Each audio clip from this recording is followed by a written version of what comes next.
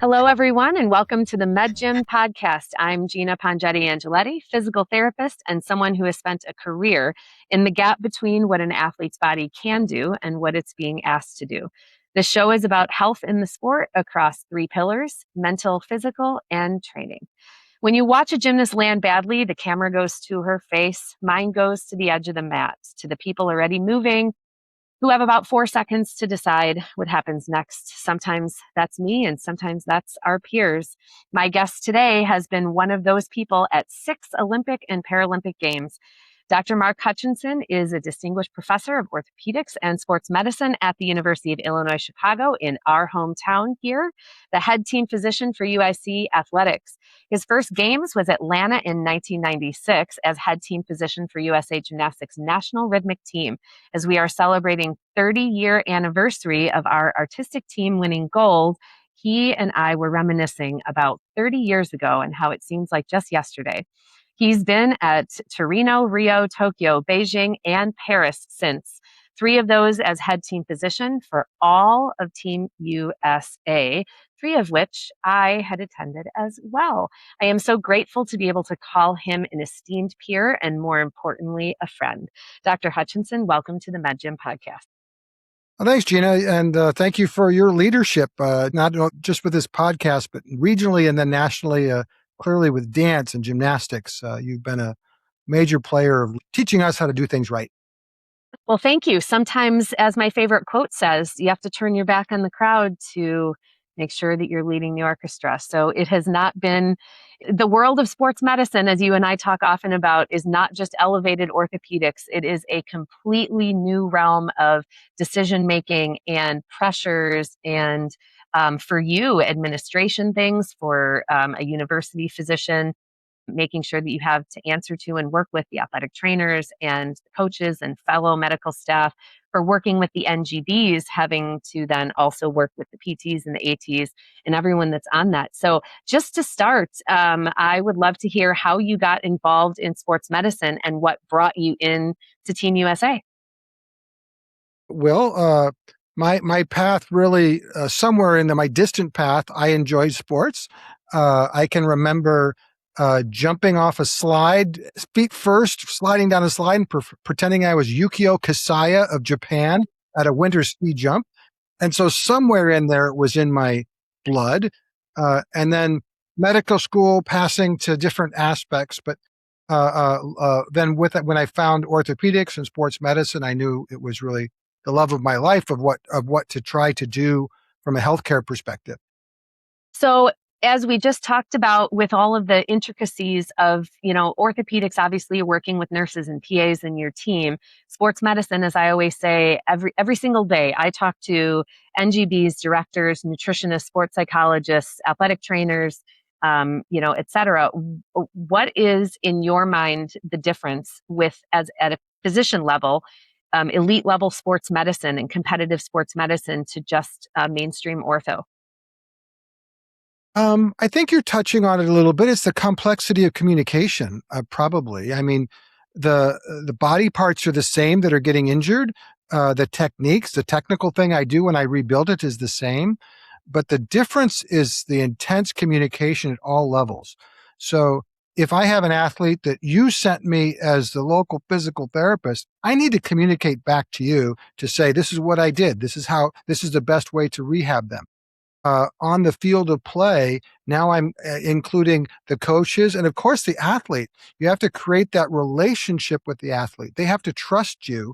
And that's not an easy thing. Just because you're standing there, you don't have that automatic trust. And so that comes with time.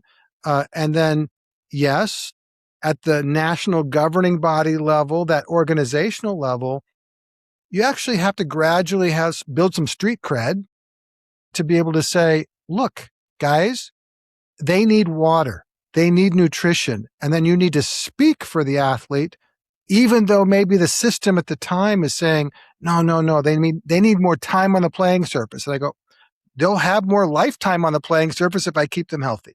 So all of that is communication to navigate.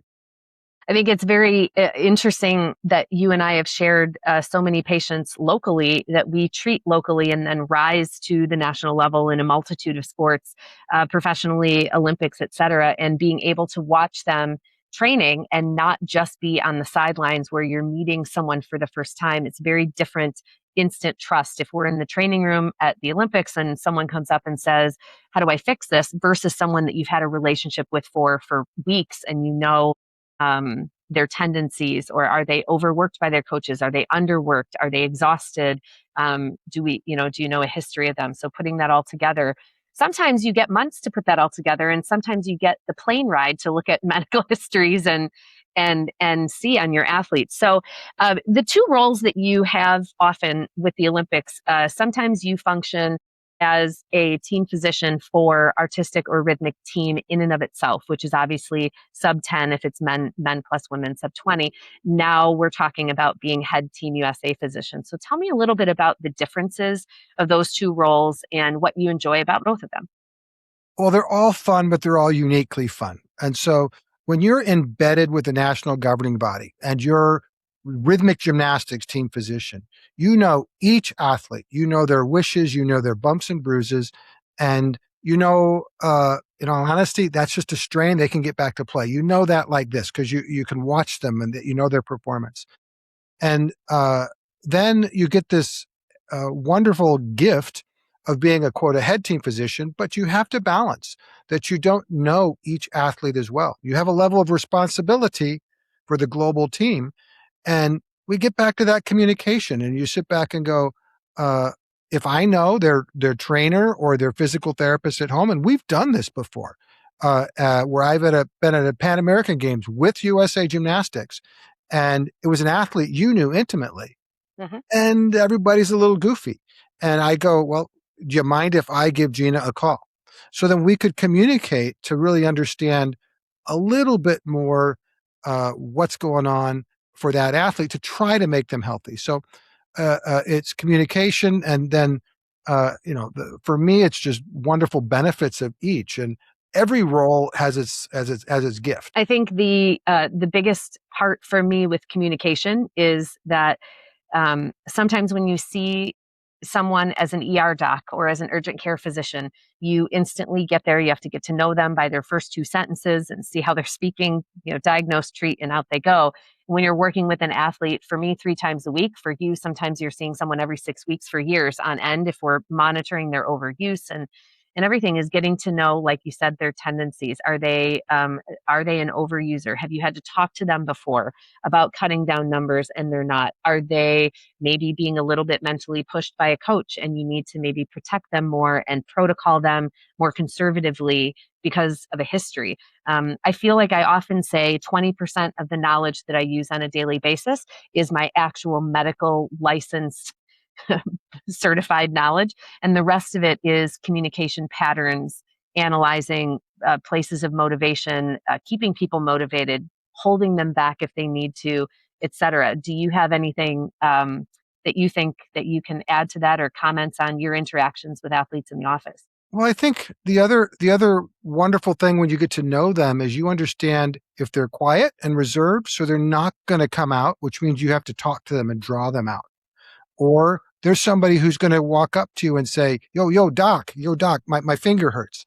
And that's the relationship building. So when I'm with particularly at UIC with basketball and with other teams that I work with, I travel with them early in the season. I travel early so I can have dinner with them and I go to practice with them and I change. I change from, excuse me, is it Dr. Hutchinson? Dr. Hutchinson, I have a problem with my finger. After I've traveled with them once, shared a meal, the coaches have welcomed me in. Then it's go, yo, doc, yeah, check this out. And now I'm welcomed into the mix. And so all of those things are really quite helpful. I think you and I are very unique because we can hold privacy very at a high esteem with our athletes. They can come to us and talk to us, and if it depends on who we're working for and in what capacity. But I think both of us have a good rapport with our athletes, and they do use us. They use us globally. They use us on the side personally because they know that they can tell us things without judgment. And I think my next question to piggyback off that for you is just how have you seen this change over the last 30 years for the better or for worse of athletes being able to be honest with you about what they're going through because society now is a little bit more open to saying you're hurt, okay, let's take it easy. How have you seen that change over the last 6 Olympic cycles? Yeah, I think, well, we struggled when I was with the with the rhythmic team because there were some coaches from international coaches when we started, and they were saying, "Hey, back when I did this, we didn't have water and we didn't have nutrition breaks, and so you can do it too." And so that became a project for us to try to break down those barriers to do the best we could to provide health. And there were some limits because we're going to push so far, and then they're going to go, "Wait, wait, wait! Now you're going to affect performance." So nowadays, that's changed. I think it's a cycle. Sometimes And why do you think it's changed? Do you think it's changed because there's accountability and people can call people out, social media, et cetera? Or do you think it's changed because coaches in general are learning that being healthy for the long run is what's going to eventually get them where they need to be without the ups and downs? oh Both? golly, A mix of both? I'm going to say both to be generous and nice. I think a Sure. lot of it is our awareness of abuse, and we know those things can't happen. That's empowered athletes to speak up, and it's trained all of us that surround athletes to understand that when they say something, we have to listen. So Right. no matter what it is, and Well, I and you're think not even talking, we're not talking abuse. By the way, for the listeners, this is not even major national headline abuse. We're talking about just over conditioning or ripping up a protocol sheet and saying, I don't care what the doctor says, you're doing bars anyway today. Mentally challenging the athletes to saying, your pain doesn't matter. I had shoulder issues and I was better by now. That's stress, that's bullying per se, et cetera. And you and I see that daily in our offices that we try to mitigate. 100%. And so you try to support the athlete, empower the athlete to navigate through those challenges and find a good way to do it. In fact, I will help them. They sit back and they'll go, I don't think I can go. And then I'll write a note to help them get the rules, right? Because then the coach won't overrule. They go, well, hey, if you don't write it this way, doc, the coach is still going to make me do this and this and this. And I go, okay, let's work with that. Now, with that said, we have to be understanding if they have some competition coming, and if I take them out all 3 weeks before competition, they're probably not going to compete. So we have to balance that timing to their performance. And this is, I think, one of the biggest things that's happened for management of medical care is a concept of shared decision making. That's relatively new, and it's new even with certain facets that you and I face. So, is shared decision making? I have an overuse shoulder that's sore. I have a big competition I want to compete at. I'm going to tell here's your risks and benefits of competing. Now, by the same token, you say, I just had a concussion yesterday. I want to compete, and you talk about that, and they wish they could, but the protocol is pretty clear that you can't. And so there's still communication that has to occur to kind of navigate that. But the concept of shared decision making and for the athlete, their parents, to assume risk where it's reasonable, that's new. That's new over the last 5 to 10 years of doing that well.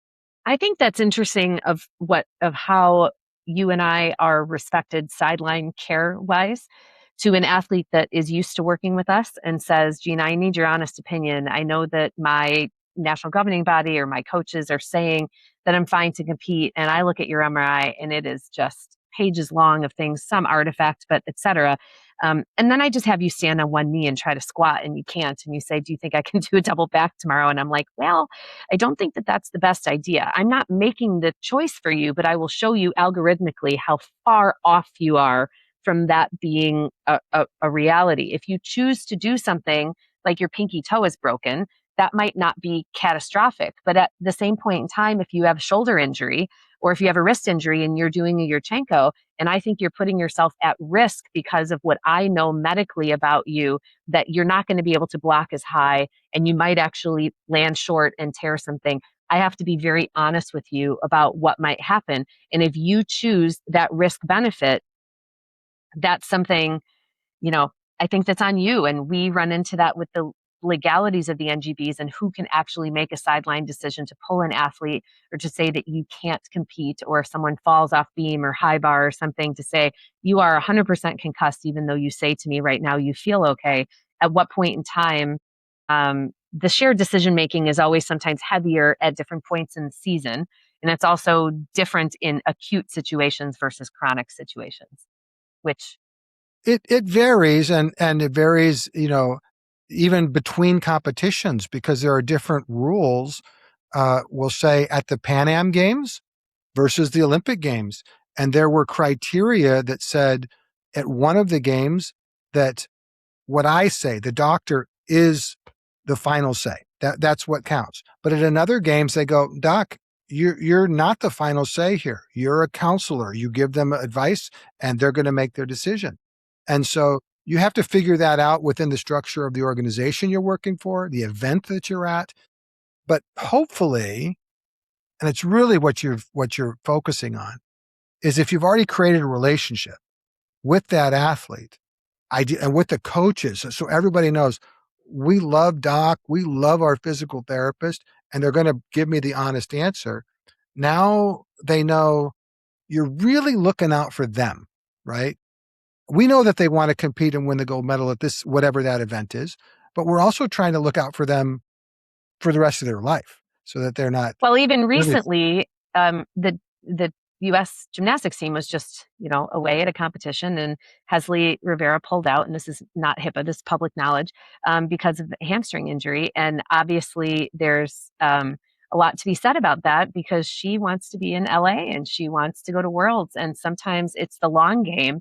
And kudos, obviously, to everyone that's involved in her care, that is a decision made for the betterment of her. Now you break your pinky finger the night before beam finals.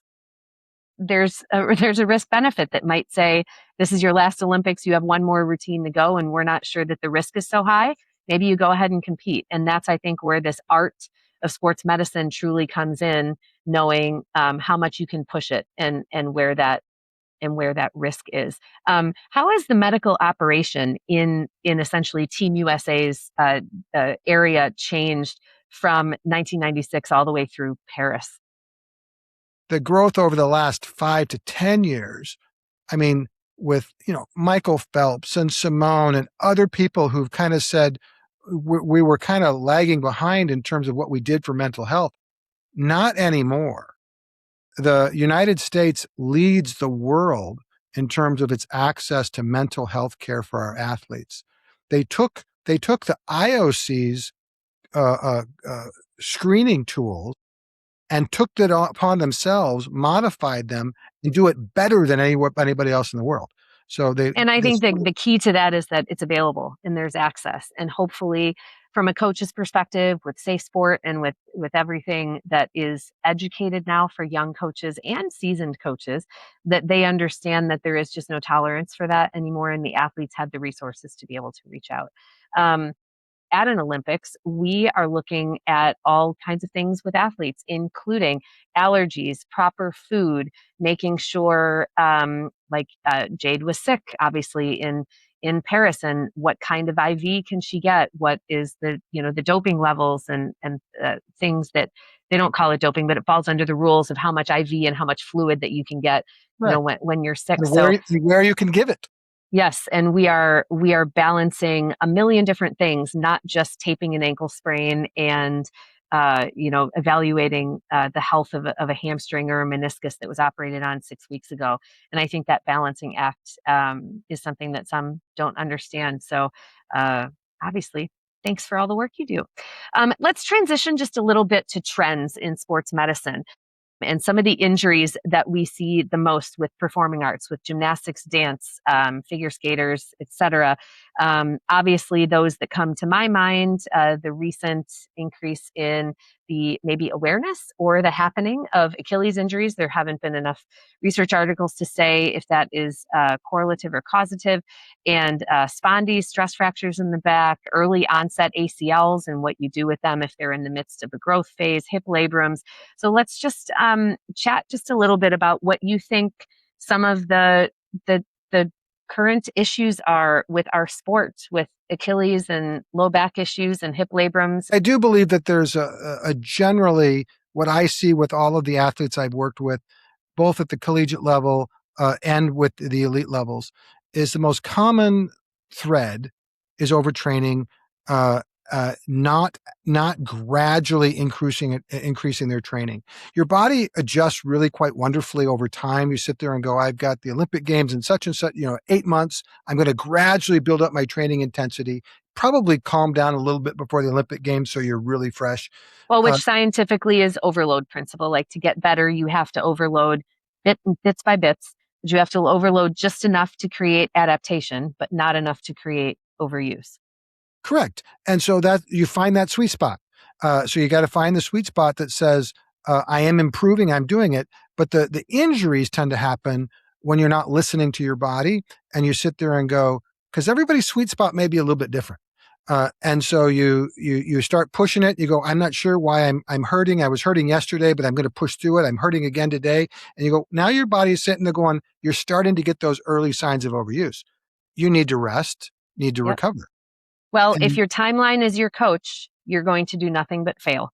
And that's what I tell athletes all the time. If you think that you are supposed to run at 12 weeks, or you're supposed to be able to do a shoulder raise at 6 weeks, but you are physically not ready to do it, or you're overdone, or you need to do 6 routines on Friday, but your body is tired, you need to listen to what your body says, not what the timeline says. 100%. And you as an athlete know your body the best. So you know what you're feeling and when it's, and you just need the healthcare people around you and ideally your coach to listen to that. And if we do, we have the best chance of being successful because when you compete, you'll be competing healthy. And so we don't push it to the breaking point. They think you're going to jump a little higher, do some vault a little bit better. If we just had 12 more reps in, and the next thing you know what? You were doing fine with the 6 reps, and now you're starting to break down. So I think those Achilles pathologies, I've seen it with the hip labral pathologies in our soccer players at UIC. We have one every other year. It's known to the sport to have a labral pathology. But we had one year, we had 6 or 7. And we go, okay, something's wrong. And so we went backwards to figure out what was going on, and it was all overtraining. Sure. And sometimes that can even be overtraining before they get to you, right? I am very close with a great deal of our NCAA coaches, and I think some of the top coaches, as I chat with for gymnastics, I say, what's one of the first things that you do when you're just getting to know, the athlete? We want to walk through what a day looked like for you. How many rope climbs did you do? How many routines did you do? Because there might be an athlete that came in that can do 4 floor routines in a day and somebody else that can only do 1. And you can't make the 4 routine athlete do 1 and the 1 routine athlete do 4 without understanding that that's very different. And if you know that they struggled with a shoulder injury or a hip labrum the year before they got to you, it might be that they're already coming in at a not healthy tissue state, and your training at the school might be fine for the majority, but for that athlete, it's just too much. So that health history, which also should include reps and sets and full routines and how you were periodized, if your coaches Jay and Devo knew how to periodize, is so important. And maybe for you, for those labrums, it was coaches overtraining. They were doing too much running, too much jumping at one time, too much pounding, or maybe it was just they ramped up from August to October too quickly. Both are just categorically part of overtraining, different aspects of load management. 100%. But what I do think that there's been a trend difference. We talked about trends and in terms of managing things. And I believe coaches trust wearables. They may trust wearables more than they trust me. And so that they go, okay, doc says you're probably getting overtraining. They say that maybe that's why you got injured. Let's go backwards and look at the data, because they sit there and go, how many minutes, how many jumps, how many things that I did? And they're going to go, you know what? You were overtraining. They see the numbers, they start buying in. And so wearables are awesome because they record and you can have the data there whether you use it or not and go back and see it. A good coach, I would also be able to say, I'm dealing with a kid that has a spondy as an elite. Can you send me what your beam workouts were for arching for the last 2 months? And if they're with a coach that just every day says, today let's do this, and it's not written down, how do I know? And how can I look back and see? My Aura ring records how many steps and how much I've run in a day, whether I look at it tomorrow or not. And I think that that's, to your point, you can always do a retrospective to see what that iceberg looked like before it peaked, over the top of the 100%, but water. it works both ways, right? Retrospective and proactively. So now, Sure. if you are monitoring it, you see when the jumps are, and you sit there and go, now I'm only supposed to go up 10%, and coach, you just maybe do 30% today. I don't want to blame the coaches, because the real smart coaches, and I've seen it now in basketball, volleyball, gymnastics, they know that. And so they're willing to say, well, we need investment. We need to put wearables on everybody. And it's just more information for them to take in. So I find it very positive, a positive change in sports medicine, in using them more liberally. Yeah, and this is a whole nother podcast episode that I think you and I could talk about a lot, but testing and numbers and readings are so important in the world of orthopedics. We do have all the evolved equipment, and it is fantastic: force frames, force plates, and speed gates. And they're good in returning someone to sports, but they're fantastic if you have baseline testing of what that athlete was before they were injured. So for instance, they can come to you and they can say, Doc, I think I'm ready to do cutting again. And you can say, well, did Gina give you lateral hip abduction testing? And if you're still at 50%, I don't trust that that's going to hold your ACL. Or you're doing single leg jumps and you're spending so much time in the bottom, or your jump height is still at 80% and you are an elite level basketball player and you say, I don't think that, we're ready to go yet. So there's a friction in thought sometimes with the athlete that thinks that they're ready, but their numbers say they aren't. Or positively, it can tell the athlete who thinks they aren't ready that their body is. And then that's where mental health and sports performance coaching comes in to convince them to trust the system again. But ideally, the numbers and the feeling will match up. Does your Aura ring or whatever wearable tell you that your HRV is off and that your sleep is off? Are you feeling what the science is telling you? And the two of those aligning is what we want in return to sport. 100%. That old-fashioned stuff which says, I'm going to do an ACL reconstruction, you're going to be back at 4 months, picking a month. That's just not right, and probably too early of a time frame anyway, but it's not right. And so what you need to do is, ideally, you have that baseline, but if you don't, you see the strength, you see that functional return. I do jump testing in my own office. I witness all of my ankle reconstructions, ACL reconstructions, hips. I watch them all do functional testing. And why? With all due respect, I don't have Gina for all my patients. So if I had Gina for all my patients, I probably would go, did Gina say you passed? I would then progress them on. But since I don't, I think we need to make sure that the quality of therapists and trainers that you're working with are really elite. But you're also watching the quality of the jumping itself. And I know that because I know that you're not just looking at their numbers, but what their mechanics look like, what their face looks like, what their alignment looks like. Same with our pitchers. You're 100%. And then after we get done with those functional analysis, and you're just looking at athletic behaviors, then you mentioned it. You're looking at their face. Yeah. Do they look confident?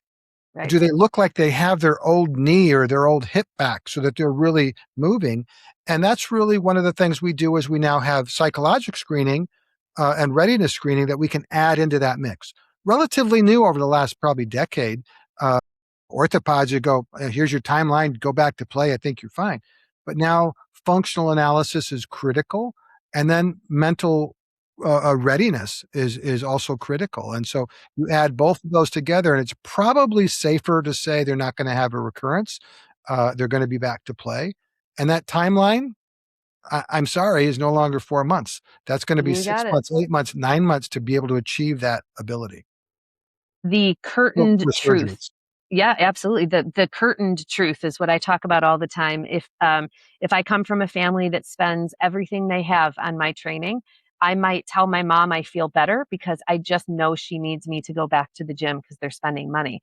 I am going to tell my doctor, who I'm scared because he knows my physical therapist, that I feel better because if I don't tell him I feel better, he's going to hold me out from progressing.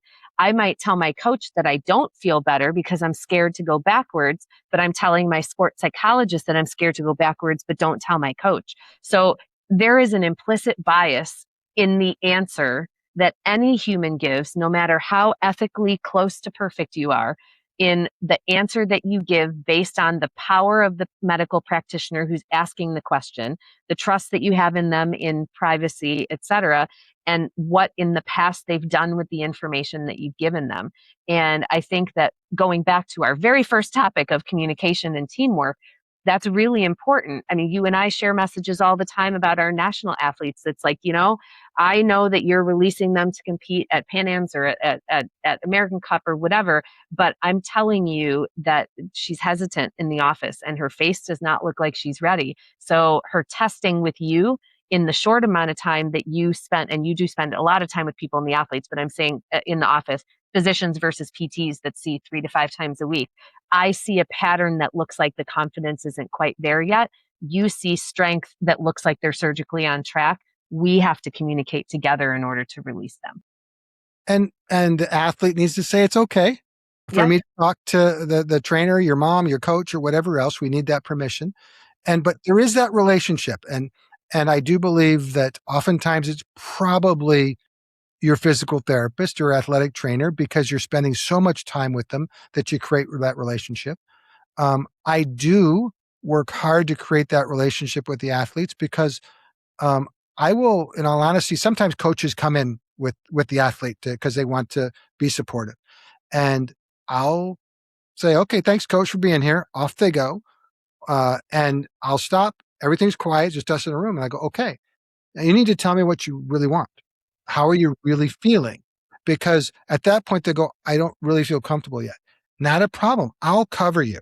I'll say no go or whatever it is they need. But I would encourage the athlete to find a way to be very honest with their healthcare provider, especially if they sense that healthcare provider is going to help them be safe to get back, achieve their dreams, but not not push them for some other secondary gain.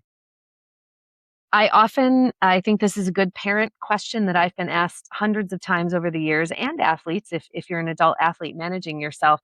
I don't want to see a surgeon because they just do surgery.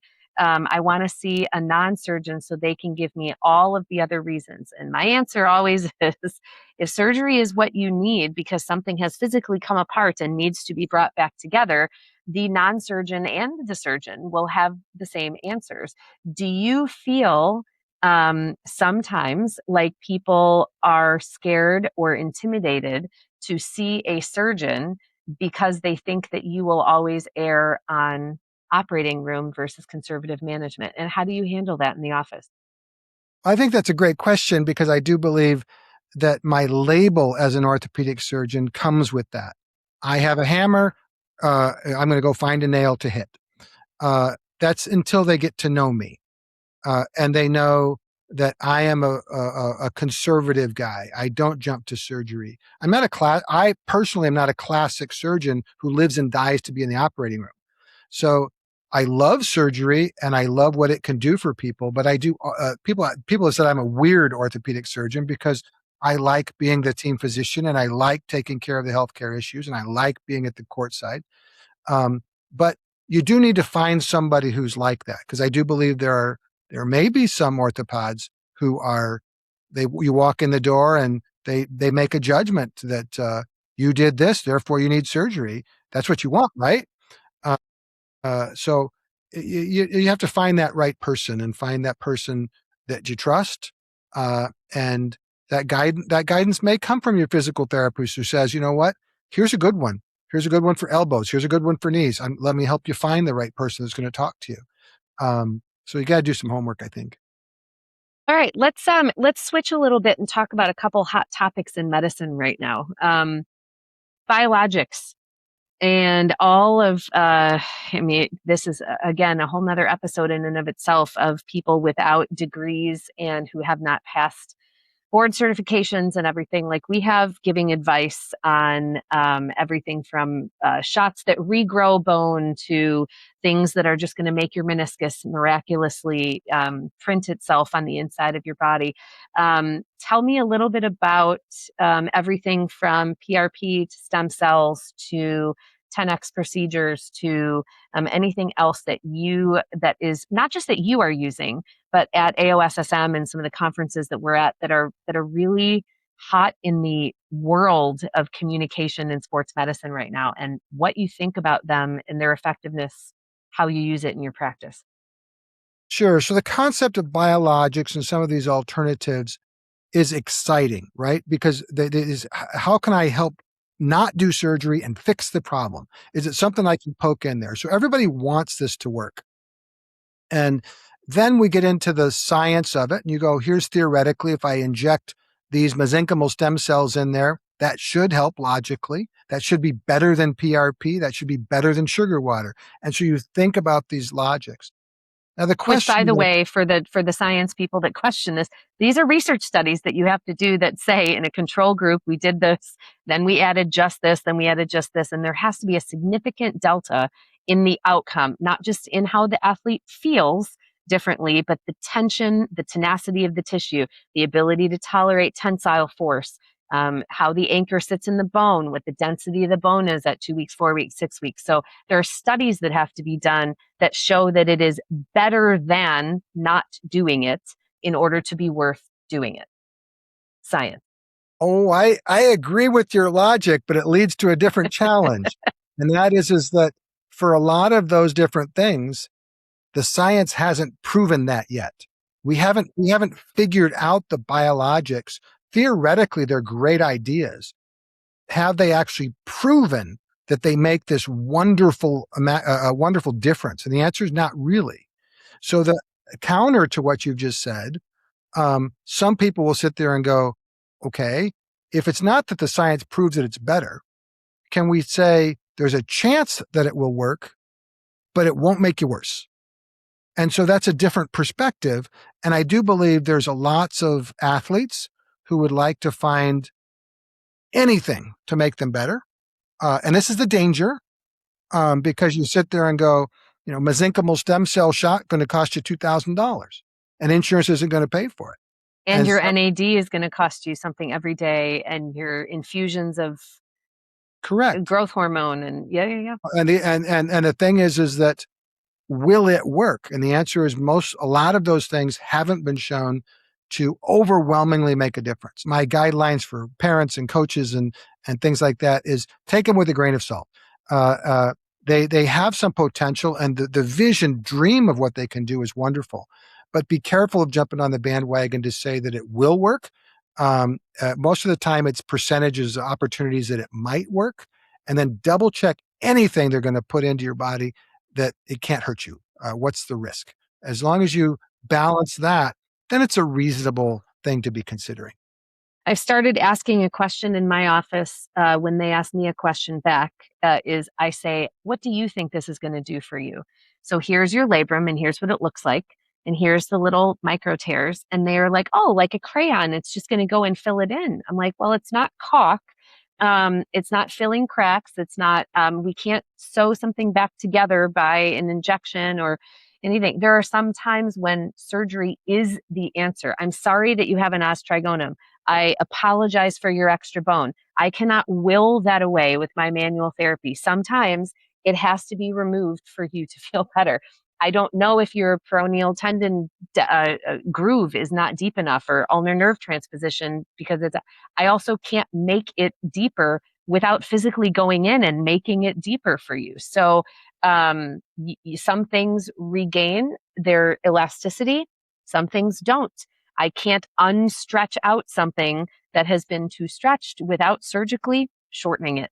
So there are just some things that, as much as you want a non-surgical option to work, it's just not. Well, thank you. Thanks for selling my business. Yeah. Well, I agree. I'm not a surgeon. I say I'm an equalist. I want you to feel better, whatever path that is going to be.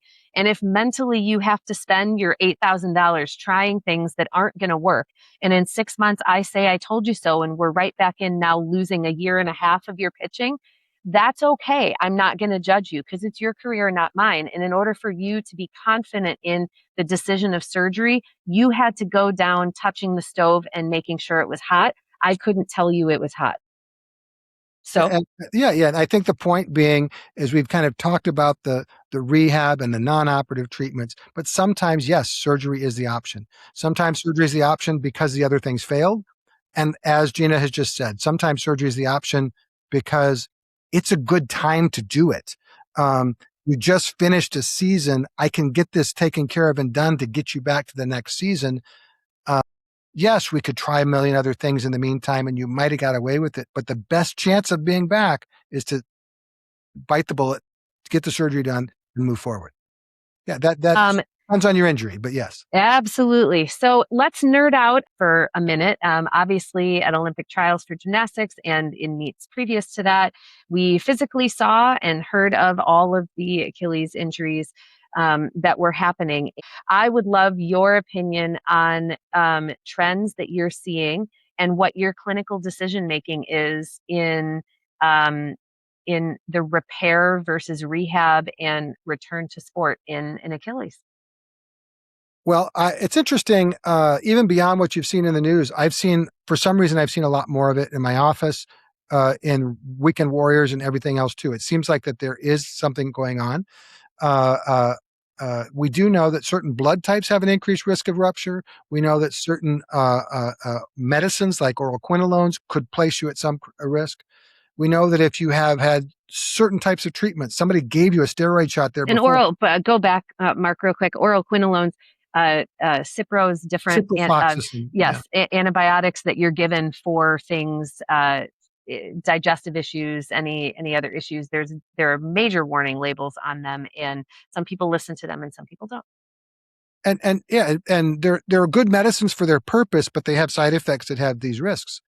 And so, but I think probably the critical one for the average person is if you're feeling back there, it's starting to feel thicker and you're having aches and pains, it's really time to do some preventative rehab, do some eccentric training, get on top of it before it goes bad. Most of the time, not all the time, most of the time people have had some prodrome. They had some aches and pains. They had something going on before that clued you into maybe finding a way to treating it before or reducing the risk before with treatment. I think our three biggest with preventative, as you just said, are the eccentric load training. The Achilles often tears on the base of load or into depth as opposed to just the takeoff portion because it's not strong enough. And that you can do, example would be heel raises, 2 foot up, 1 foot down into the negative, put your other foot down, 2 foot up again, etc. Second is just overtraining, too much running, too much jumping when your sport already involves that in the first place and or in increase in things. And the third one is you have a lot of other muscles that are involved in the push off, direction change, and jumping. And if your glutes and hamstrings and hip rotators aren't strong enough, and the little tendon that is gastrocsoleus Achilles is what is carrying you in absorbing that load, we are going to have problems. And we can actually test that and predict essentially that may happen based on ratios of your strength. An MRI can look and see, is it thickened? Is it fat, meaning that the tendon itself is still thin, but there's fluid on the outside? Or has it actually started to be less innervated?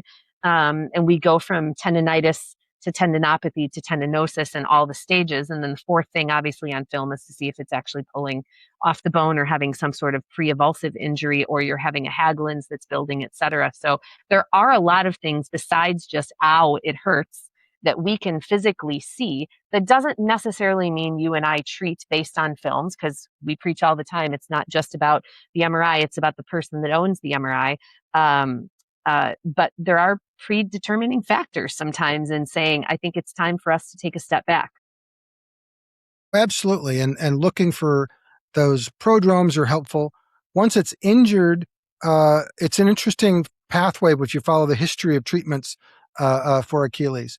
I tell my patients, and we just had one today, and 30 years ago or 35 years ago, my department chairman, he said, if you ever did surgery on it, he would fire you. So residents were told not to do it. And that was, the message was, is conservative treatment at that time actually did work. It would heal. The problem is there was a higher risk of re-rupture. And then he said, well, you can do surgery on it, but only if Dr. Hutchinson is doing it on an athlete. And so we brought into that world. And what we learned actually even more recently is not all of them need surgery, because the Scandinavians have taught us that you can do a dynamic conservative treatment program. So you use a hinged boot, heel lifts, and you start early plantar flexion, but have a dorsiflexion block. And actually, you eliminate the risk of skin problems that are associated with surgery. And the re-rupture rate is similar to surgery. And so you can, for lots of patients, you can do fine with non-operative treatment. But you're shutting them down as if our protocols are as if you did a surgical procedure, et cetera. It's shut down and rebuild again, and take the tension off, et cetera, just like you would in a progressive load program or a progressive. Well, 100%. The collagen takes just the same length of time to heal.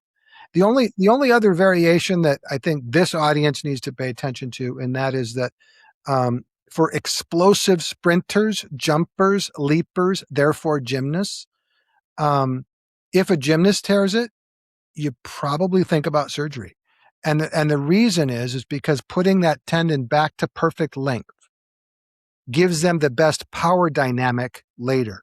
If I let them heal and there's a little bit off, a centimeter here and there, Gina, for you and I, and for the parents of the athlete, we'll be just fine. Will never be a problem again. But you sit there and go, I want that ability just to leap a little harder, that little power that I had before. And I think for those listening, what Doc is talking about is if the Achilles is too long, the length tension relationship of the load and spring becomes a problem. And likewise, if it's too short and they don't have the ability to have the ankle flexion in landing, like a double back short, or for figure skating, being able to get deep in your boot per se when you're landing becomes a problem. So the surgical intervention piece to the art of medicine is making sure that although it looks good physiologically on surgery before they're closed, it has to look good for Gina or for Mark compared to their contralateral side as well. So they feel the same when they rehab. And those, when they come to me, sometimes I just put my hand over my face and I was like, I don't know that you're going to get it back because I think it's too long. And I think without saying someone made a mistake, I can't work magic. And that's the concept of surgery, because you probably put the length back a little bit better with surgery than what you're hoping by the plantar flexion and the bending and the bracing that you're going to get without surgery. So, of course, and collagen remodeling takes time. So as much as you can wish something faster, you can see PT 5 times a day. There are some injuries that absolutely will get better if you have morning, noon, and night, and you're doing red lights and laser and all this stuff. Sometimes it just takes time for that tissue to actually fall in line and remodel again in a way that puts a little bit of tension on to fill in the gaps, but not too much tension to make it so that there's too much before the next stretch. It's just like the crank on your braces to widen your palate. Very similar concept to it. And sometimes, unfortunately, we're not conservative people. We say time is the answer because sometimes we have to just wait for science to happen without rushing it. Which is very frustrating. And let the healing happen. And you're correct. That healing of the collagen that you talked about, that's true whether you do it surgery or not surgical. It's just once you put it close, it's still, the collagen has to mature, remodel, and heal. And we give information back to the docs about the valve testing and everything that their jump is. Let's give you some examples. So someone jumps off of a box and they land. We want to know how long it took you to slow down. And then we want to know when you slowed down, how fast you slowed down, right? Or the inclinometer of how fast your tibia moved forward when you were landing, let's say a simulated back tuck. Then we want to know if you jump, how much you load and unload. Are you having coffee on the ground and you're hanging out because you're too scared to change directions? Or are you okay to change directions quickly and load again? Remember, so what I talk to one of my physical therapists, our sports med manager, Brandy, about all the time, and we bang our heads about this. Contralateral comparison is not necessarily always your best thing, because if a runner is doing surgery and they're in a boot, they're not running with just their opposite leg. They're also deconditioned on the other side as well. So if you had pre-baseline testing of what they were like while healthy before injuries, which all colleges, all pro athletes, all NGD-based athletes should do, we know what your jump height and your reaction speed was before. But when you're injured, this one goes in the tanker, but your opposite one goes down too. We want to build you up to even, but that doesn't mean you're ready. Now we still have to build you up to what you need for your sport. You don't want to be here and do this. So those numbers then they follow up with the doctors and we say, hey, just want to let you know they're at 60% limb symmetry, but they're only at 30% of what they were beforehand. I'm so sorry that the protocol says, sorry, doc, but we're not ready to run yet. And doc looks at him and says, you're not ready to run yet. And, then we just hope they listen. And this is really one of the wonderful gifts of working with a therapist or a trainer of the quality of Gina. And that is to say, there's so many people out there that try to do the right thing, but very few who are going to sit back and go, I understand your sport. This is how you're going to land. This is what you're going to need. These subtle things are going to get you back safe. And beyond the specifically looking at the ankle, looking at that whole kinetic chain and seeing how the back and the hips and the knees are working to get you all the way back. Not every physical therapist does that, and which is one of the reasons why if I have an elite level athlete, they need to get back to elite level sport. I'm going to send it to Gina. We're going to partner on those because I know it makes a difference, and those athletes love that relationship. Thanks. Back at you. Sometimes you're going to say, sorry, buddy, surgery is what you need to do, but good luck going to your local Biologics injector. We'll see you next year when you're ready, right? For all of these sports parents, one of the hot topics is specialization versus not. And you and I have had a lot of conversations about that because unfortunately the sports that we do with figure skating, gymnastics, et cetera, are specialization-based sports. What are you seeing in hyper specialization? I know you talked about overuse versus those that are doing multiple different sports for fun and diversifying their physical activities, and how you think that's helping the trend in many injuries like Osgoods and Severs. Yeah, I think it depends. So we have to be realistic about the athlete in front of us. Is that athlete really going to make it to the Olympic Games? Are they going to be a professional basketball player? Or is participating in sports something that leads them to good health? And exercise is good for you. Exercise is medicine, so it's all healthy. In that latter group, you're teaching them to have a healthy lifestyle. Then multiple sports is good. And then if they really are on that pathway, they're a level 8 gymnast, a level 9 gymnast, they're really working up the lateral. That's the dream, and you can see it progressing. Then I think they need to be coached differently. Yes, they're going to have to isolate, but then you need to watch them to sit there and go, are you wearing a wearable? Are you monitoring your increase in training? Do you have a good relationship with your coach, your trainer, your therapist to say, it's starting to hurt. What do I need to do so I don't injure myself moving forward? I think you have to have deeper level of communication with that group. Yeah, if you're doing specialization, it comes with a duty to do other things in monitoring. 100%. And monitoring your body and your fitness. But I do think once you chose that specialization route, I think there's another piece to that. You shouldn't be spending 16 hours in the gym. You need to train hard. You need to work on your skills, but you need to find other things for mental health to say, I still got out with friends. I still did some other things to have a healthy life. And so you have to find that balance because I know getting to the gym and working out is important, but I think you have to work on balance even at that young level when you're working, because when you're done and you graduated from whatever specialty sport, you'll want that balance. Yep, I agree. I agree. We even within specialization, not doing routine pounding all the time, but doing your ballet classes and your Pilates and everything else, it might be total hours that are diversified for things that will help you, but you enjoy and that are different in your sport that support you. You don't even know this yet, Mark, but we are, when we did our sports medicine course that MedGym does, obviously for healthcare practitioners, we just did an amazing feature at University of Oklahoma. They were amazing hosts for NCAA Division 1, 2, and 3 athletic trainers. And in that, we unveiled some of MedGym's new baseline testing, which comes out hopefully in September. It's a huge program where we are baselining everything from your flexibility to your strength to everything. And what you're going to love about this is if someone does the program, you can see over the years if their shoulder external rotation started at 111 and then it got to 108 and now it's at 97, and you can see trends that will say to your sports medicine mind, that's not good. Or some kids just become less flexible in certain things because they don't bounce around sit with their legs over their heads anymore at home. But there are certain trends that we can see and we can predict, including but not limited to jump height based on body weight and jump height based on tibial length and these equations that we have, squat strength, etc. And so this testing allows you to see in advance, just like the wearables, what these trends are in the athletes that are obviously sport specializing.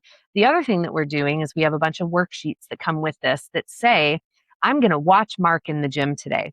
Only Mark. How many times does Mark jump off of his left foot? Every single time. I'm going to take my pen and go dunk, dunk, dunk, and say, here we go. So is it a leap, takeoff, and landing? So that's one, because you do one of each. Is it every time you take a step in running? Is every time? Let's go to arching. How many times do you arch? Back walkover, back handspring is 2. Your Chenko entry is 1, but a back walkover might get the weight of 1 because it's soft. A back handspring might get a 2 point. Your Chenko entry might get a 3 point. A layout on beam might get 4 points because you're whipping backwards. And you're going to say to people, I'm watching your training. You did 250 points worth of arching today. That's too much. You need to do only 120. And we are going to start to try to say the average elite does this, the average level 10 does this. Of course, there's a variance. We're talking to many of our other podcast guests about the variance in what you can tolerate. But this feeds into all the topics we've talked about today. Baseline testing, overtraining, relative overtraining to what you can handle. If you can handle 5 routines going to 6, not bad. If you normally do 2 and we make you do 6, not okay, right? So we're trying to just do some research and some trending. We know that soccer has it. How much do they run? How much do they pivot? How much do they do? But unfortunately for these arts-based sports, where it's not as regulated in what the practices look like, figure skating, gymnastics, we just don't know. So for those healthcare practitioners listening, please be on the lookout for all of this coming out very shortly. And hopefully the physicians are going to give me really good feedback and us at MedGym about things that they would like to see. So for an ACL returning, I'd like to see what they used to do on landing on just their left leg. And then that may trigger the doctor to say, okay, you're okay to do half of what you used to, or 3/4 of what you used to, in numbers and measurement to try to mitigate this sport specialization into saying, if you're going to specialize, you owe me this data so we can keep track and make sure that you don't get overused. All right, a couple fun questions. In Paris, what was your favorite food in Olympic Village? Oh, golly. They had these brownies that were famous for everybody, I think. I think the most interesting thing was just outside the main cafeteria, they had a 5-star a chef that every day you could go by and see what small little taste that he created. I think that was like probably the most unique facet at the Paris. The croissant making, and yeah. they really tried to make it a fantastic experience. And Of all of the Olympic athletes across all sports that you have worked with, who has been your most inspiring, not because of their athletics performance, but because of their humanness? Who have you just enjoyed watching succeed? I enjoy the ones who were most welcoming to me, and they were like not you. They were just so low key. When we were in Beijing, Nathan Chen came walking in, and he had a question, but I mean, he didn't really know me for Adam. I introduced myself, and then he was just low key, and we just chatted, and we took care of his problem, and then he was very successful. And I think all of us in sports medicine, you could be at the Olympic level and Nathan Chen, who wins the gold medal, or you can be, you just got out on the court and you got on the playing field and you completed the vault the best you ever had. And you felt, Gina, that you rehabbed them or I talked them through their injury. And you know, that little bit of a smile that you helped, I think, and I've seen that with a number of the athletes. It's all really quite helpful.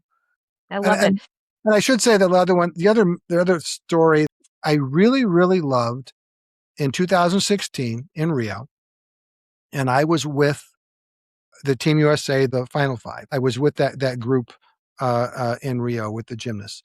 And one of my favorite part actually occurred not in competition. My favorite part was, for a moment, the coaches had a job to do. They had some meeting they had to go to.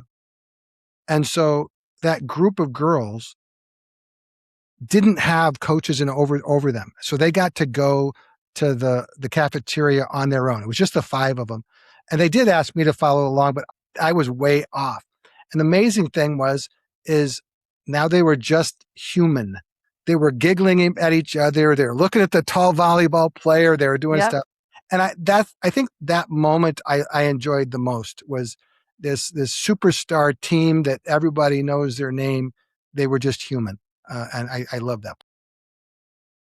I agree. Any advice for those coming up in sports medicine?